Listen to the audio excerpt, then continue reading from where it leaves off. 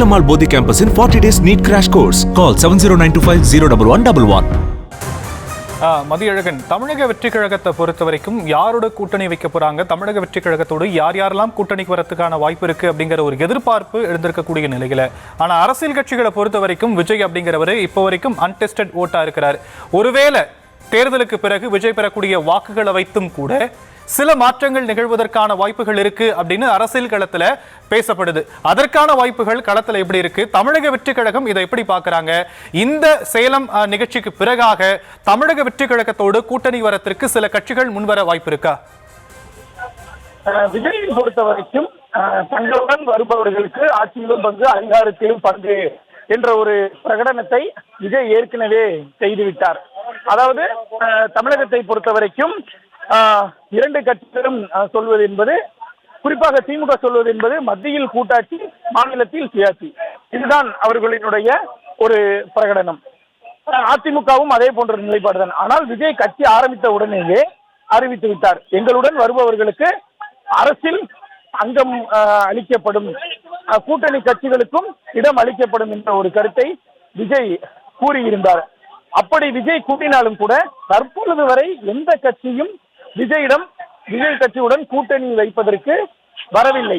அதாவது டிடிவி தினகரன் செல்வது போன்ற ஒரு தோற்றம் இருந்தது, ஆனால் அவர் செல்லவில்லை. தற்பொழுது திமுக காங்கிரஸ் இடையே சில கருத்து மோதல்கள் எழுந்தாலும் கூட காங்கிரஸ் கட்சி திமுக கூட்டணியை விட்டு வெளியே வருமா, விஜயுடன் இணையுமா என்பதெல்லாம் மிகப்பெரிய கேள்வியாக இருக்கிறது.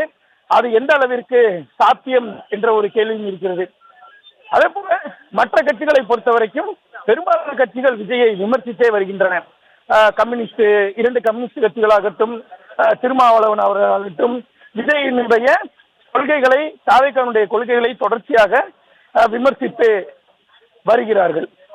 இது அதிமுகவை பொறுத்தவரை நேரடியாகவே விஜய் தங்களது கூட்டணியில் இணைய வேண்டும், அதாவது பாஜக முன்பு கூறியது விஜய் தங்கள் கூட்டணியில் இணைய வேண்டும், திமுகவை வீழ்த்த வேண்டும் என்றால் ஓரணியில் இணைய வேண்டும் என்றெல்லாம் விஜய் தங்களது கூட்டணியில் இணைய வேண்டும் என நேரடியாகவே அழைப்பு விடுத்தனர். குறிப்பாக கரூர் சம்பவத்தின் பொழுது அதிமுக, பாஜக உள்ளிட்ட கட்சிகள் விஜய்க்கு மிகுந்த ஆதரவாக இருந்தன.